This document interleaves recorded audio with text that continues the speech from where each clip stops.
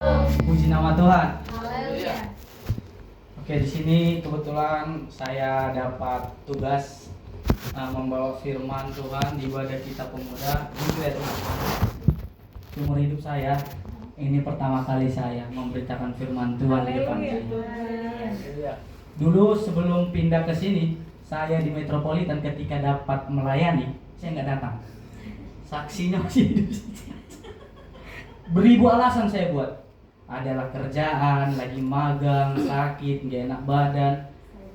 Dan baru di Tanjung Priok saya beranikan untuk melayani Tuhan di gereja kita tercinta ini. Di sini saya mengambil tema dari kisah Timotius ya teman-teman. Dia sosok yang masih muda, murid Rasul Paulus yang dipakai Tuhan menjadi teladan buat kaum muda. Coba kita sama-sama buka ayat Alkitab kita di Timotius 4 ayat 12. 1 Timotius 4 ayat 12. Yang udah dapat katakan amin. Amin. Wah, luar biasa. Mari sama-sama kita membacakan teman-teman. 1 Timotius 4 ayat 12. 1 2 3 ya. Jangan seorang pun menganggap engkau rendah karena engkau muda. Jadilah teladan bagi orang-orang percaya dalam perkataanmu, dalam tingkah lakumu, dalam kasihmu, dalam kesetiaanmu, dan dalam kesucianmu. Di sini terdapat ada beberapa 5 poin ya teman-teman, yang dimana Timotius kenapa menjadi teladan. Apa sih teladan itu? Ada yang tahu definisi teladan nggak teman-teman di sini? Coba angkat tangan, salah satu sebutkan aja. Masa nggak ada yang tahu? Panutan. Betul. Terus, wah cuma catat Contoh. sini. Betul. Jadi definisi teladan itu perbuatan atau kelakuan sifat seseorang yang patut ditiru dan dicontoh. Dan di sini Timotius, kenapa dia disebut sebagai murid yang teladan? Karena dia memiliki karakter rohani, teman-teman. Yang dari 5 poin dari ayat 12 tersebut. Yang dimana di situ tertulis, jadilah teladan bagi orang-orang percaya dalam perkataanmu, dalam tingkah lakumu, dalam kasihmu, dan dalam kesetiaanmu, dan terakhir dalam kesucianmu. Di sini biasanya karakter yang Timotius ini bersifat hal-hal yang positif ya teman-teman ya, karakter rohani yang positif. Karena dia menjadi teladan pemuda. Saat itu umurnya masih sebaya si Abednego, belum bisa dikatakan dewasa, dia masih remaja. Karena di pemuda kita juga nggak semuanya dewasa, masih ada yang anak SD, SMP. Cuman kita memaklumi karena kondisi SDM kita masih sedikit. Dan alangkah baiknya kita menarik jiwa-jiwa lebih banyak lagi di sini berkumpul bersama memuliakan nama Tuhan. Amin. Amin. Coba kita buka ayat Alkitab. Apa sih definisi teladan itu? Dibuka Yohanes 13 ayat 15 teman-teman. Yohanes 13 ayat 15. Yang sudah dapat katakan amin. Amin. Ayo sama-sama kita bacakan teman-teman. 1 2 3 ayat. Sebab aku telah memberikan suatu teladan kepadamu, supaya kamu juga berbuat sama seperti yang telah kuberbuat kepadamu. Coba kita buka lagi 2 Tesalonika 3 ayat 19 teman-teman. Itu definisi teladan. Amin. Wah, luar biasa. Tesalonika 12. 2 Tesalonika 3 ayat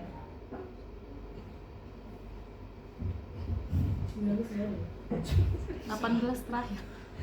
sebentar teman-teman.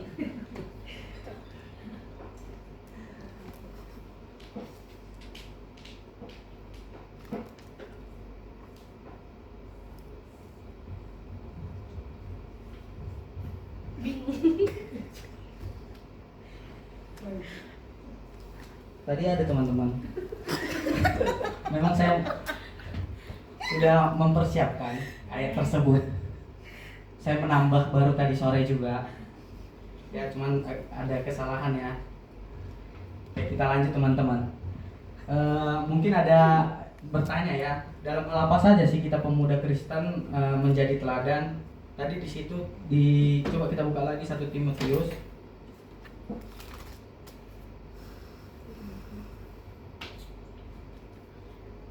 4 ayat 12.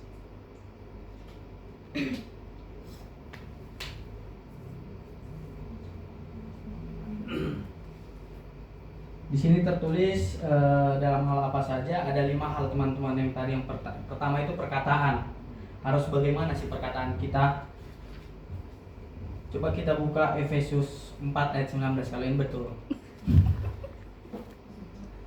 Sinan right.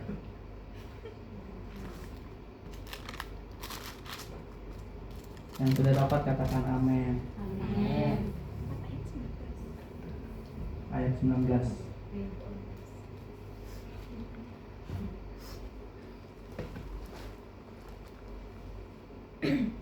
Sama-sama kita bacakan teman-teman.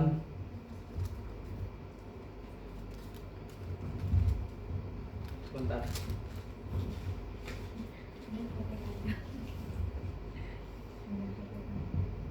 Ayat 29 ternyata teman-teman. Ayo kita baca sama-sama. 1, 2, 3 ya. Janganlah ada perkataan kotor keluar dari mulutmu, tetapi pakailah perkataan yang baik untuk membangun di mana perlu, supaya mereka yang mendengarnya beroleh kasih karunia. Haleluya, amin. Haleluya. Di sini perkataan sangat penting ya teman-teman. Kadang-kala kita tanpa kita sadari perkataan kita terhadap teman kita di sekolah, di kampus, di pekerjaan, bahkan di keluarga, kita memang menganggap itu sesuatu tanpa kita sadari keluar tapi melukai hati seseorang. Contoh, keluarlah nama-nama kebun binatang. Itu bercanda. Tapi teman kita ini menganggap itu serius ataupun menghina. Setidaknya teman-teman, di dalam hidup ini kita jangan pernah menyakiti hati teman-teman kita, keluarga kita, terlebih orang tua ya. Kadang di saat saya umur segini, dulu semasa umur Syabet, saya masih nakal-nakalnya di situ di perdagangan. SMP kelas 3 saya belum memiliki handphone. Akhirnya kebosanan hari-hari saya terdiri dari 7 bersaudara. Semuanya perempuan, saya laki-laki satu-satunya, bosan dong di rumah. Kalaupun di rumah, anak mami nih di rumah aja. Pasti itu kata teman-teman. Terus saya kenal dunia warnet. Saya main warnet pulang sekolah, saya dapat uang jajan. Dulu jajan saya dari kelas 1 itu 2.000 rupiah. Naik ke kelas 2, saya udah mulai kenal warnet. Saya nggak mau berangkat sekolah kalau uang jajan 2.000. Saya naik 10.000. Saya sampai nggak jajan di sekolah, saya kumpulin pulang sekolah langsung ke warnet. Dari jam dulu SMP itu masih pulang jam 1.30. Saya berangkat ke warnet, pulang jam 6, itu udah ada motor. Saya di kelas 1 SMP sudah dikasih motor. Langsung ke warnet pakai baju sekolah, pulang jam 6, ganti baju, makan, mandi, berangkat lagi ke warnet. Ada satu ketika di mana saya main warnet sampai jam 12 malam. Pulang sekolah, jam 6 pulang, mandi, makan, balik lagi ke warnet. Saya dulu main game point blank kalau namanya. Habis-habisan. Di suatu ketika saya kelas 1 SMA yang belum memiliki handphone. Saya memiliki handphone di kelas 2 SMA. Saya main warnet, saya jadi banyak teman. Kalau bahasa gaulnya sekarang mabar. Mabar satu warnet itu. Terakhir tanpa saya sadari, saya nggak ada handphone. Orang tua mau nelpon saya gimana? Menyari saya nggak tahu. Terakhir saya pas mau pulang di jam 12.30, mama saya depan warnet jalan. Kalian tahu apa reaksinya? Mama saya jumpain saya ngambil motor, saya langsung ditampar kanan kiri pakai lift. Bap. Gara-gara motor ini kakimu jadi panjang. Buang motor ini ke paret itu. Aku diam sebagai anak, nggak mau melawan. Cuman di situ aku masih labil ya. Aku diam, nangis. Memang salahku juga sih. Nggak ada info mau ke warnet, pulang sampai tengah malam. Terus saya gonceng mama saya, dia duduk samping. Kebetulan ada tronton lewat. Digoyang mama saya motornya. Udah tabrakan aja ke mobil ini biar sama kita mati. Saya di situ langsung tetap Ada teman saya yang jauh di atas umur saya seperti Pak Pembina ini sekarang umurnya satu mabar. Dibilang bodoh sih nggak bodoh, normal. Cuman dia kerjaannya main game aja di Point Blank ini di warnet. Udah pergi aja. Tinggalin mama daripada malu di sini. Kalau sempat saya tinggalin, saya kurasa satu-satunya anak paling durhaka. Mama saya jalan dari rumah, itu jaraknya 2 kilo loh. Terus sampai rumah, saya masukkan motor ke rumah, disambut bokap juga, tali pinggang langsung.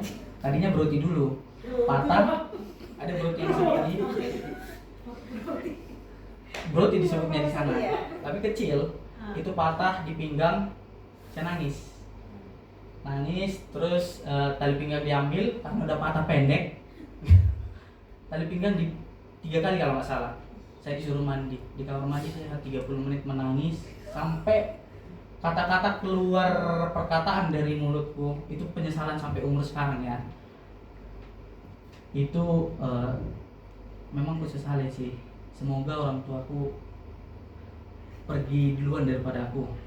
Pasti aku enak, aku bebas kemana aja, pulang jam berapa aja bebas, hidupku nggak perlu diatur. Tapi semenjak saya jauh dari orang tua, saya merasakan teman-teman, itu merasakan banget. Di saat saya nggak punya uang, saya info mereka. Di saat saya kecelakaan, saya pernah juga kecelakaan, mama saya yang paling khawatir. Dia nelpon lay saya supaya lihat ke rumah sakit, walaupun si Jo duluan yang bawa saya ke rumah sakit. Langsung berdatangan. Tadinya saya mau dibawa ke tukang urut, waktu ada relawan untuk medical check up. Ini aman, cuman ada hanya sendinya aja bengkak karena tremor kali ya. Saya dibawa ke Bintara, ke tukang urut terkenal. Saya udah nyampe situ, lay saya datang. Terus mama nelpon, udah bawa aja ke rumah sakit. Tapi mah BPJS si abang belum dibayar. Ngapain lagi dipikir BPJS? Udah langsung mandiri aja, gak usah takutkan biaya. Sampai sekarang juga teman-teman, memang saya juga butuh doa juga ya dari teman-teman. Jadi dari bulan 1 kemarin saya udah pengangguran. Bulan 1, bulan 2, bulan 3, sampai mama juga tahu kan. Terakhir mama minta saya balik ke perdagangan.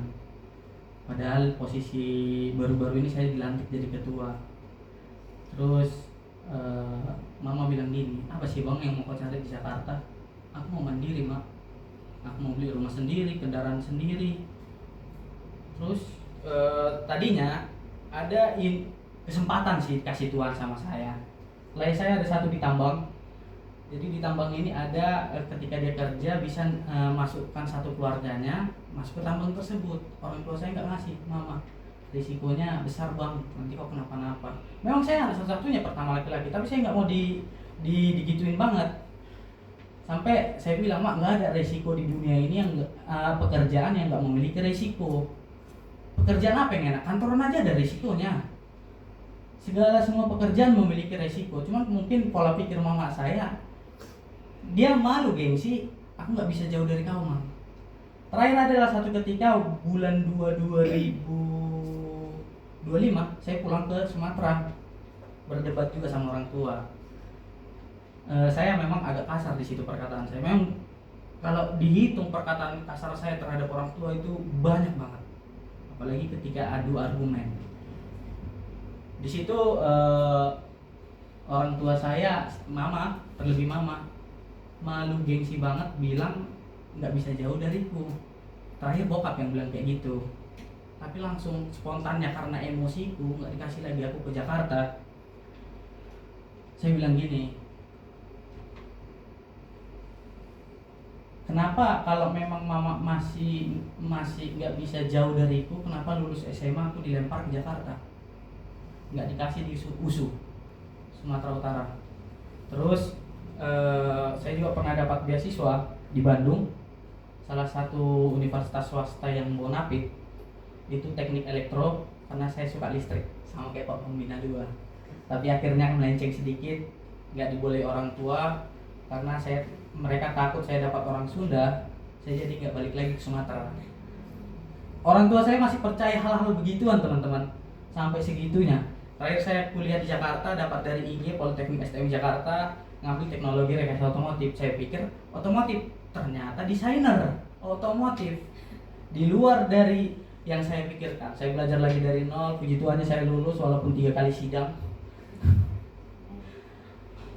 Dan itulah kisah cerita saya. Saya juga mohon doa. Saya juga ada berjanji kepada orang tua saya baru sekitar 3 minggu kemarin telepon berdua face to face sama orang tua. Kalau misal 2 bulan ke depan saya nggak ada apa-apa kerjaan, saya kemana aja terserah kalian mau kemana.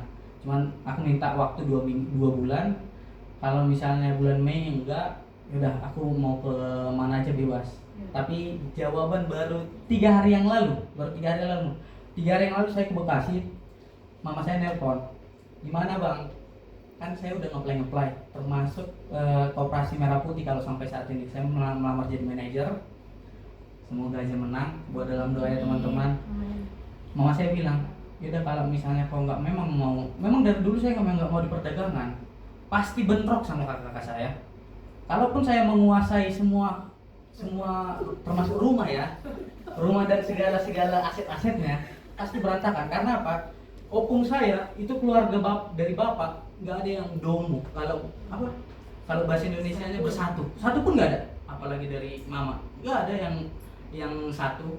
Saya pernah nangis ketika saya nggak pernah pulang kampung lagi. Kakak ketiga nikah tanpa mama itu nggak mengundang keluarga dari bapak. Mereka datang 2 mobil teman-teman. Mereka minta maaf ke mama karena mereka waktu itu kondisi keuangan kami ketika opung meninggal, bapak bilang 10 juta dari kami, tapi tunggu kami sampai perdagangan dulu. Cuman pada saat itu kami ada 4 kuliah, 2 di Unpad, 1 di ITB, 1 di Palangkaraya. Uang sama sekali nggak ada, bahkan listrik kami putus di saat kami pulang. Setelah 2 minggu kemudian, udah saya itu nelpon, bahkan mengelontarkan kata-kata kasar, jenis kelamin lah, nama-nama hewan lah. Padahal mereka si Uda ini SMA itu dan nikah itu di hadapan kedua orang tua saya teman-teman. Mama kecewa sampai dari situlah awal pertengkaran dengan mereka. Ketika bapak itu laki-laki paling besar di keluarga itu. Otomatis kalau misalnya rumah diperjualbelikan ataupun tanah opung diperjualbelikan, harusnya minta persetujuan bapak kan. Mereka tanpa sama sekali tidak ada info. Bahkan dulu mama investasi kerbau di kampung 15 ekor dijual tanpa sepengetahuan mereka. Mama kecewa, akhirnya mereka datang tanpa kami undang. Mereka minta maaf. Yang paling nangis itu bapak. Akhirnya bisa ketemu lagi. Terus karena mobil nggak bisa masuk ke rumah saya, harus jalan dari sini ke Alfamidi. Saya temani udah saya sama rombongan bokap, saya pelukin satu-satu, saya nangis. Dari situ prinsip saya nggak mau berebut perihal warisan teman-teman. Saya berharap kedua orang tua saya hidup, karena kalau mereka juga pergi duluan dari saya nggak bisa menghandle itu semua. Bahkan akhir-akhir ini anak ketiga itu pulang ke perdagangan, dia minta. Itu memang mama saya selalu cerita sama saya kalau perihal begituan ya, karena dia juga membujuk saya pulang ke rumah. Selalu, kamu nyari apa di Jakarta, karena kakak pulang ke perdagangan, anak ketiga yang sudah menikah, suaminya tetap ditambang, mereka LDR. Dia malah nanya, ada satu aset tanah, mak, tanah ini dulu berapa mau beli? Mama saya ngomong 7,5 juta.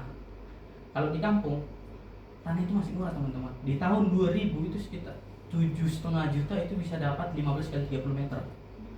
Itu tahun 2007. Kakak langsung bilang gini, mak kan bayarin deh itu tanah. Terus mama bilang enggak bisa, nanti jadi pertengkaran ini. Mama nelpon sama saya tetap itu juga jadi alasannya balik. Makanya saya ketakutan sebenarnya kalau mereka berdua nggak ada. Saya nggak bisa menghandle. Saya anak 6. Sedangkan kakak-kakak saya banyak yang udah bernikah. Lele saya udah pada gede-gede. Adu tonjok juga nggak bakal mungkin. Bahkan baru-baru ini karena si kakak nomor 3 ini nggak dapat akses untuk bangun rumah di perdagangan, mereka balik lagi ke Kalimantan teman-teman. Dan bahkan mama saya baru kemarin juga saya Bekasi, mama nangis, bang ini gimana? Mama bingung, kenapa mak? Kakakmu minta uang berapa? 39 juta. Untuk apa? Aku bilang gitu kan. Aku agak naik dikit. Mak gini ya mak, kalau mereka belum memang nggak bisa mampu beli makannya sendiri, nggak masalah kalau mau bantu. Kalau mereka mau minta ternyata untuk beli motor teman-teman. Kalau mereka hanya untuk beli kendaraan mati, mama rugi. Kecuali kami yang belum menikah, nggak masalah, itu masih tanggung jawab mama. Kalau mereka udah menikah, itu udah nggak tanggung jawab mama lagi. Ketika mereka nggak makan lagi, baru oke, membantu namanya kan. Sebagai anak pun bagaimanapun, ketika kalian pada perempuan menikahnya nanti, walaupun istilah bahasa kasarnya kalian dibeli si pihak laki-laki, kalian nggak bisa putus hubungan dengan kedua orang tua kalian. Itu tetap ibu, bapak, nggak bakal putus. Jadi memang beribu banyak perkataan yang saya lontarkan kepada mama saya, terlebih ya. Kalau bokap jarang berantem, selalu sama mama. Nggak tahu kenapa, memang kayaknya perempuan ini cerewet kali ya. Memang basicnya itu, tiada hari tanpa merepet. Kalian nanti kurangi ya merepet, biar laki-laki pasangan kalian nggak jenuh. Laki-laki yang bener makanya. Walaupun seperti itu, banyak saya menyakiti hati ibu saya terlebih, tapi dia tetap peduli sama saya, itu saya salutnya. Makanya di sini kita diajarkan Timotius untuk menjaga perkataan kita, terlebih buat orang-orang di sekitar kita ya teman-teman. Jangan sekali-kali kalian memaki, menyakiti hatinya, karena kita tidak tahu apa yang diisi hati yang kita sakitin tersebut. Apakah dendam, kita nggak tahu. Ketika tangan kalian tidak memberi, setidaknya mulut kalian jangan menyakiti. Itu kalau kata bahasa gaulnya sekarang. Yang kedua, tingkah laku. Di sini harus bagaimana sih tingkah laku kita teman-teman? Coba kita buka ayat Alkitab Galatia 5 ayat 19 sampai 21 teman-teman.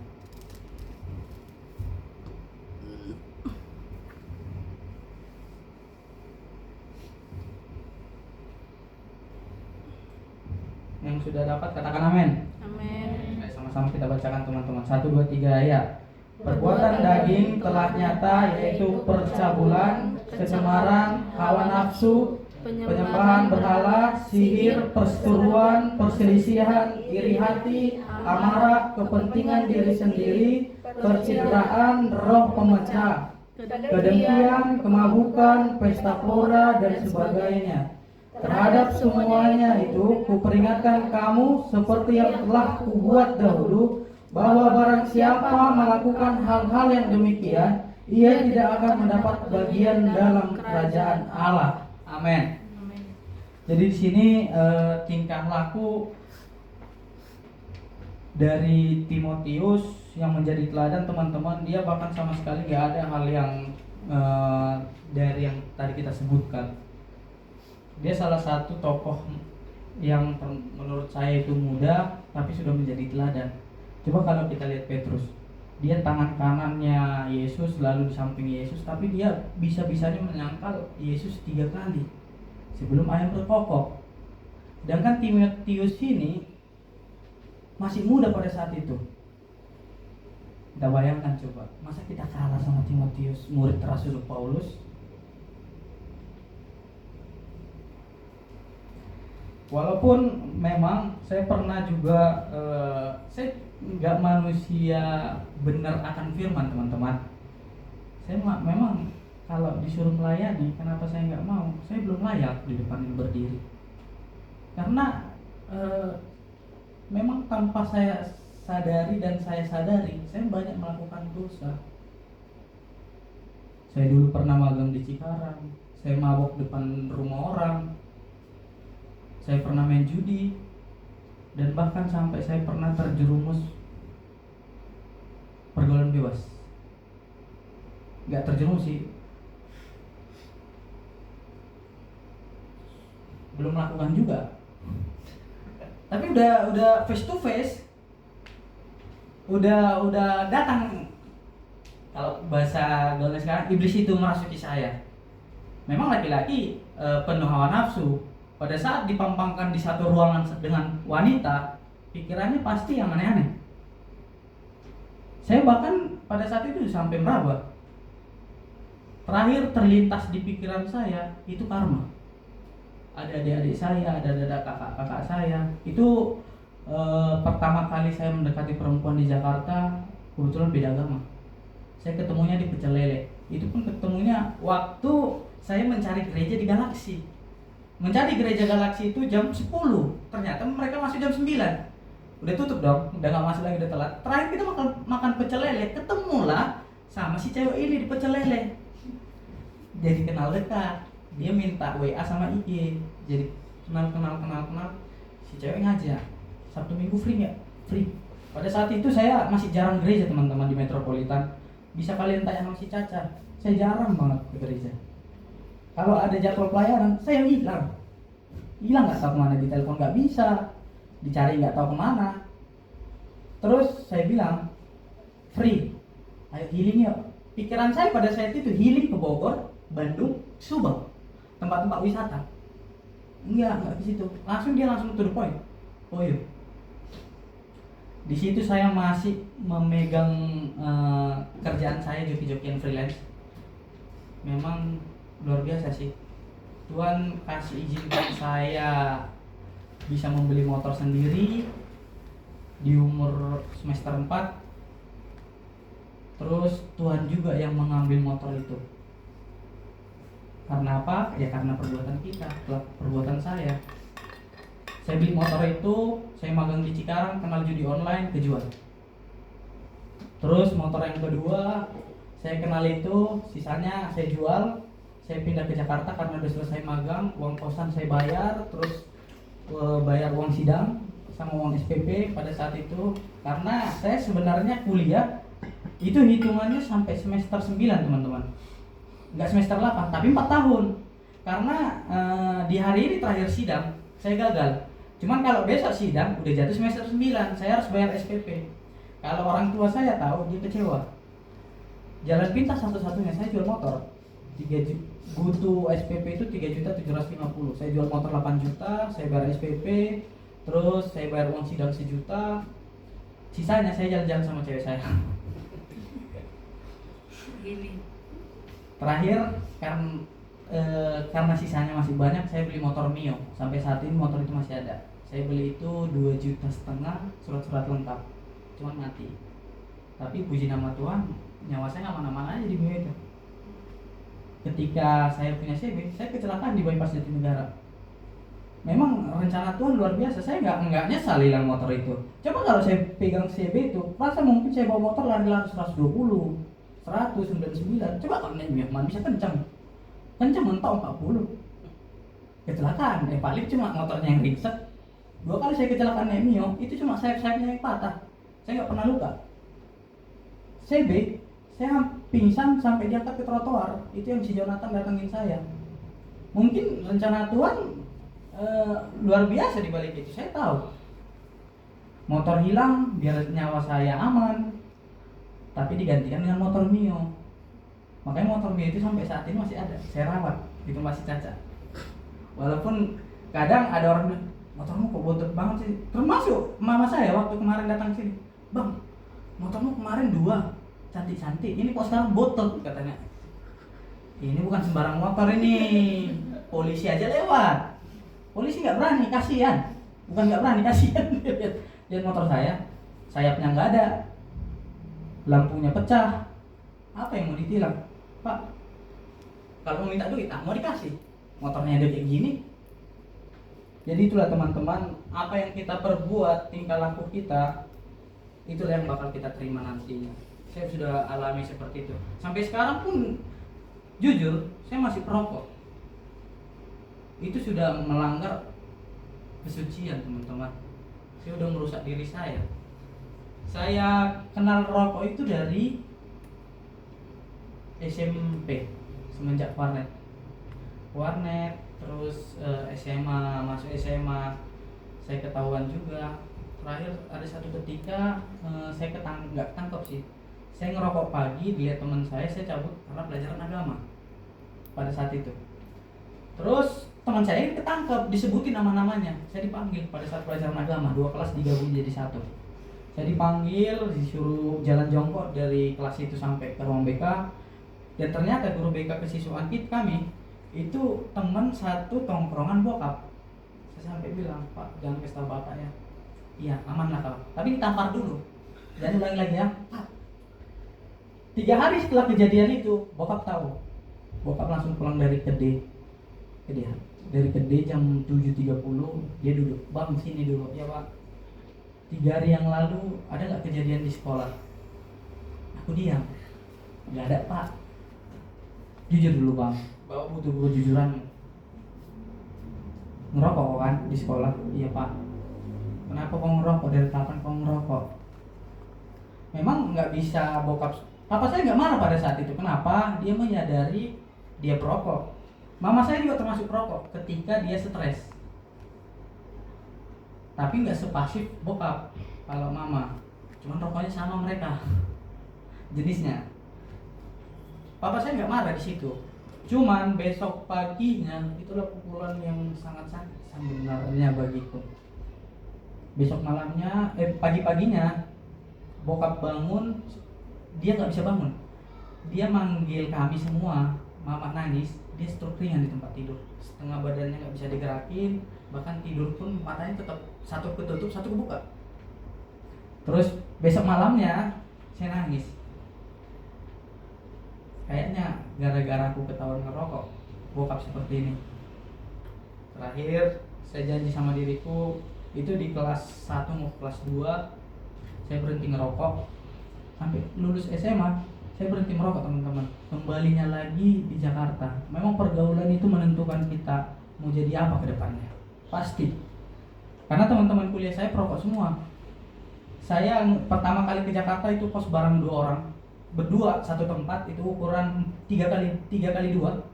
Dia perokok, dia di kamar itu merokok. Karena saya udah berhenti pernah menjalani masa perokok itu, saya jadi pengen. Awalnya udah berhenti saya pusing. Cuman karena dilatih tiap hari, dilatih dengan kebiasaan buruk, jadi terbiasa. Sampai sekarang. Kemarin DBD, saya hampir seminggu nggak nyentuh rokok. Saya sentuh lagi, saya ngomong sama si Jo, kok aneh ya, Le, aku sentuh rokok ini, pusing kepala aku dabah. Cuman setiap nongkrong ngopi, karena enak banget kalau ngerokok sambil ngopi, kurang ini. Walaupun pusing, saya tetap paksakan. Akhir-akhirnya jadi terbiasa sampai sekarang, teman-teman. Dan semoga sih harapanku juga berhenti pengennya, karena juga masih teman saya, calon teman hidup saya, dia pengennya berhenti merokok karena nggak bisa kupungkiri sih, karena papanya juga nggak ada lagi karena itu paru-paru, jadi nggak bisa kupungkiri dia melarang aku untuk berhenti merokok. Itulah teman-teman, karena jadi tingkah laku kita mulai sekarang agak dirubah sedikit-sedikit aja, nggak usah langsung drastis. Karena nggak ada yang manusia di dunia ini yang nggak berdosa, teman-teman. Semua berdosa. Tapi ketika kita mengakui kesalahan kita, Tuhan nggak langsung nolak kita, malah Tuhan merangkul kita. Oh, sini anakku, sini anakku.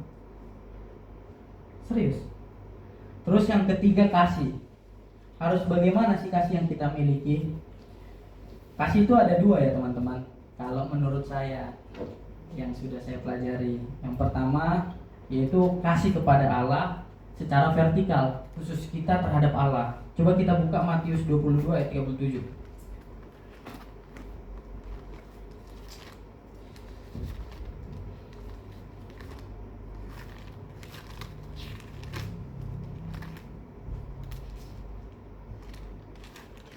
Yang sudah dapat katakan amin. Mari kita sama-sama bacakan, teman-teman. 1, 2, 3 ya. Jawab Jawab Yesus kepadanya, kasihilah Tuhan Allahmu dengan segenap hatimu dan dengan segenap jiwamu dan dengan yang paling penting di sini. Kedua-duanya penting. Cuman yang sulit dilakukan itu pasti kasihilah sesamamu. Itu pasti paling sulit. Karena hukumnya secara logika ya, ketika ada teman kita menyakiti kita sampai kita jadi dendam, sulit rasanya kita untuk mengasihi dia, betul nggak? entah dia pernah melukai kita, sulit rasanya kita mengasihi dia, apalagi baik ke dia. Kayak ogah-ogahan, mending gak usah berteman. Saya juga seperti itu teman-teman. Saya punya teman yang dimana tadinya kami sama-sama di Jakarta. Men, kalau kita pulang dari Jakarta ini berarti kita kalah.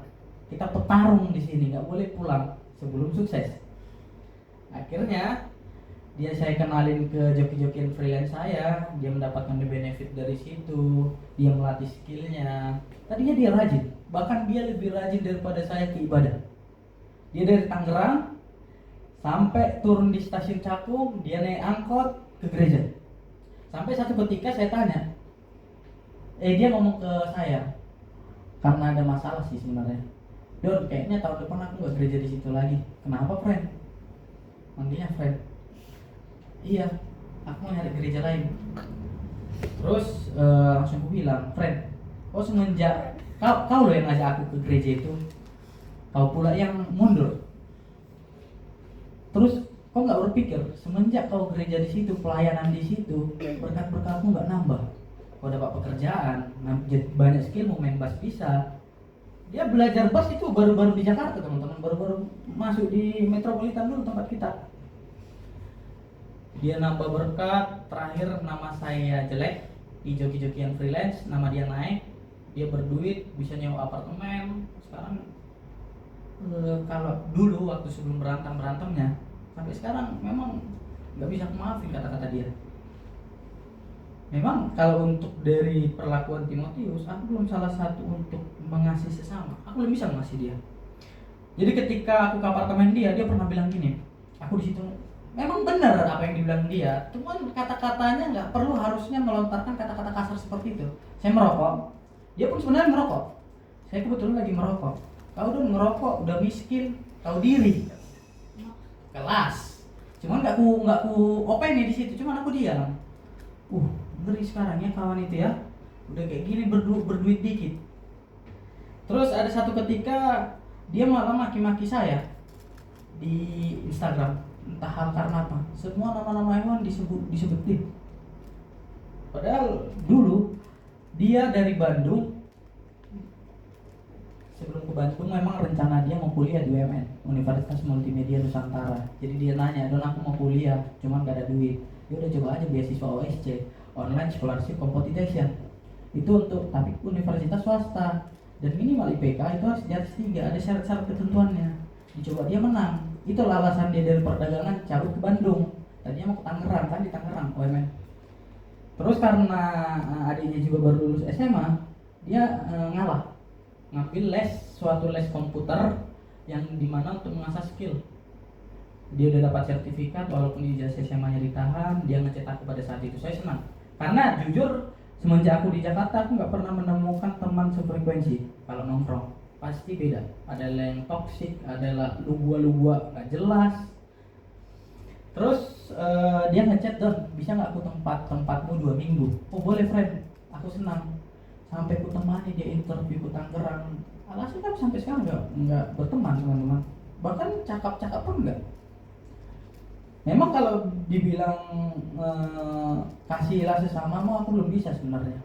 Belum full bisa untuk mengasihi sesamamu, apalagi orang-orang yang pernah menyakiti hatiku ya. Belum bisa. Makanya kalau disuruh memberitakan firman Tuhan, aku belum layak sebenarnya. Aku belum bisa menjadi yang menjalankan firman Tuhan tersebut teman-teman. Masih banyak kelakuan-kelakuan, terus termasuk kasihilah kepada sesamamu. Itu belum bisa. Kalau disuruh sulit. Jadi kalau untuk kita di sini ya, semoga aja jangan seperti itu ya. Kita tetap teman-temanan. Jangan walaupun bercanda, tolong dilihatlah kata-katanya kalau bercanda. Jangan sampai menyakiti. Memang kadang bercanda tapi sakit. Yang kita candain ini dia diam aja. Di dalam hatinya dendam. Lihat kok ya, kapan-kapan. Makanya sangat penting kasih itu teman-teman. kriteria kasih juga dalam diri Timotius ini ada rela berkorban, rela menolong, rela menjadi berkat bagi orang yang percaya, teman-teman. Jadi kriteria kasih itu ada 3 menurut saya. Saya baca ya, yang saya pelajarin. Bukan menurut saya, yang saya pelajarin. Yang pertama, kasih jangan berpura-pura. Coba kita buka di sini ada Roma 12 ayat 19, teman-teman.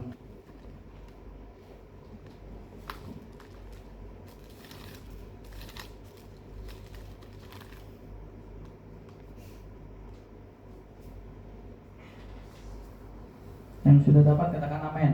Amin. Ayo kita sama-sama baca, teman-teman. 1, 2, 3 ya. Saudara-saudaraku yang kekasih, janganlah kamu sendiri menuntut pembalasan, tetapi berilah tempat kepada murka Allah. Sebab ada tertulis, pembalasan itu adalah hakku, akulah yang menuntut pembalasan, firman-Mu. Oh, salah. Oh ya.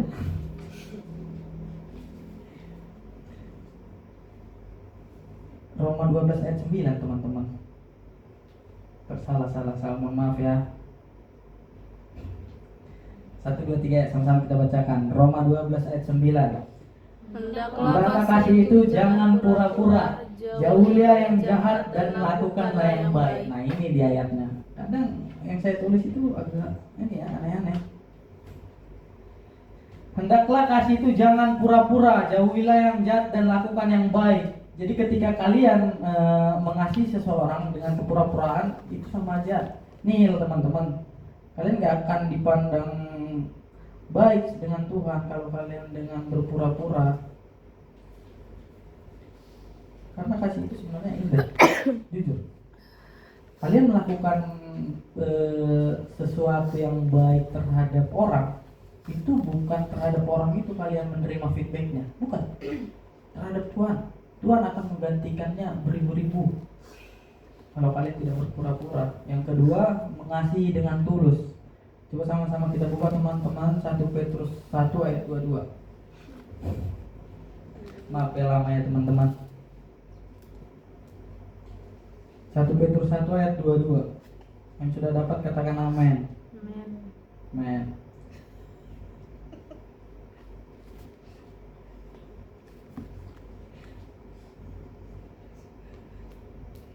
Sama-sama kita bacakan 1, 2, 3 ya.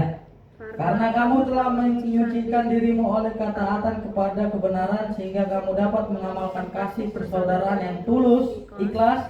Hendaklah kamu bersungguh-sungguh saling mengasihi dengan segenap hatimu. Nah, ketika kita mengasihi dengan tulus, kita harus dengan segenap hati. Dan yang ketiga, mengasihi dengan tindakan, bukan hanya perkataan. Itu tertulis di 1 Yohanes 3 ayat 18. Biar cepat aja kita, teman-teman. 1 Yohanes 3 ayat 18. 1, 2, 3 ya, sama-sama kita bacakan.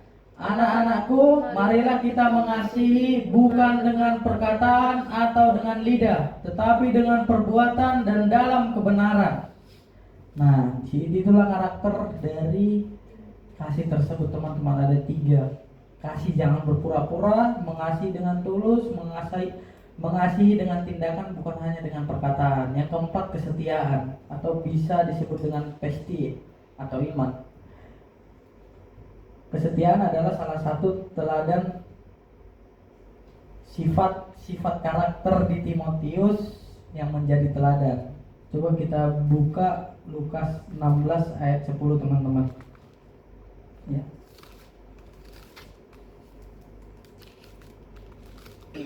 Cobaan sama Tuhan yang masih kecil, kita bisa melampauinya, maka kita akan disediakan perkara-perkara yang lebih besar lagi. Tapi kalau dari perkara-perkara kecil kita tidak bisa menjaga kesetiaan itu, Tuhan juga nggak akan ngasih perkara-perkara besar buat kita. Dan bahkan kita nggak up level, malah down level. Itulah kesetiaan, teman-teman. Karena kesetiaan dan iman ini berselaras jalannya. Iman kita selalu dibawa dengan kesetiaan. Jika kita setia kepada Tuhan Yesus, maka dimanapun kita berada, kita dapat menjadi teladan bagi keluarga, sekolah, kampus, pekerjaan. Dan bahkan walau kita masih remaja kayak si Abednego ini, adiknya, karena kasih Kristus itu ada di dalam kita, teman-teman. Jadi kita harus menjaganya itu. Dan yang terakhir, kita cepat juga, kesucian. Coba teman-teman kita buka 1 Korintus 15 ayat 33. Tapi sebelum itu Mazmur dulu deh. Mazmur 119 ayat 9. Mazmur 119 ayat 9.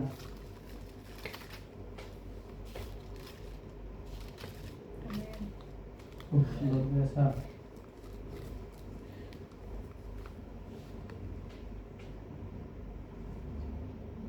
Di kesucian ini, teladan dalam kesucian yaitu mempertahankan kelakuan yang bersih dengan firman Tuhan. Coba sama-sama kita bacakan Mazmur 119 ayat 9. Dengan apakah seorang muda mempertahankan kelakuannya bersih? Dengan menjaga sesuai dengan firman-Mu. Di sini juga tertulis apa tadi? Dengan apakah seorang muda mempertahankan kelakuan bersih? Dengan menjaga sesuai dengan firman-Mu. Jadi setiap apa yang kita lakukan untuk menjaga kesucian ini, itu harus sesuai dengan firman Tuhan, teman-teman. Apa yang dikatakan di Alkitab, ketika kita melanggar tersebut, kita sudah tidak menjaga kesucian kita. Saya juga kalau bisa dibilang kesucian, saya juga nggak suci, teman-teman. Salah satunya merokok diri saya, dan yang kedua saya sempat terjerumus, tanda kutipnya ya, terjerumus hampir ke pergaulan bebas. Terus banyak hal deh yang tahu itu aku dan Tuhan yang tahu. Terus yang kedua, menjauhi pergaulan yang buruk, teman-teman, untuk menjaga kesucian kita agar tetap sesuai dengan firman Tuhan, yaitu menjauhi pergaulan yang buruk. Coba kita buka 1 Korintus 15 ayat 33, teman-teman.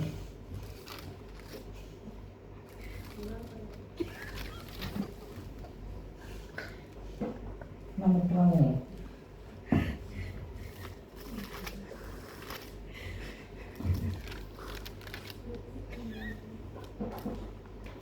1 Korintus 15 ayat 33.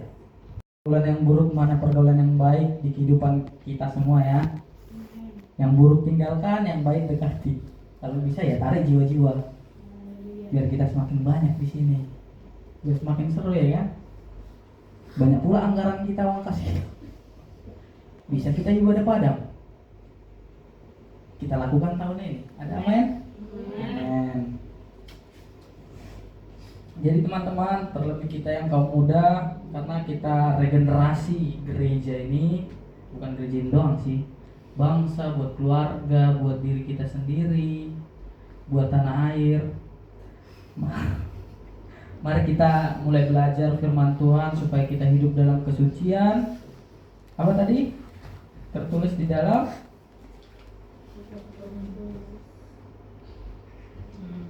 biar kita hidup dalam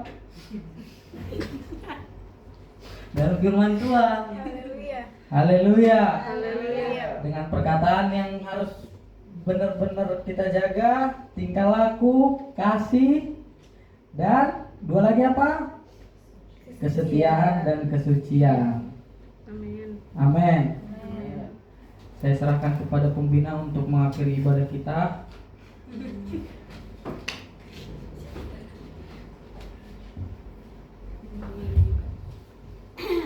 Shalom.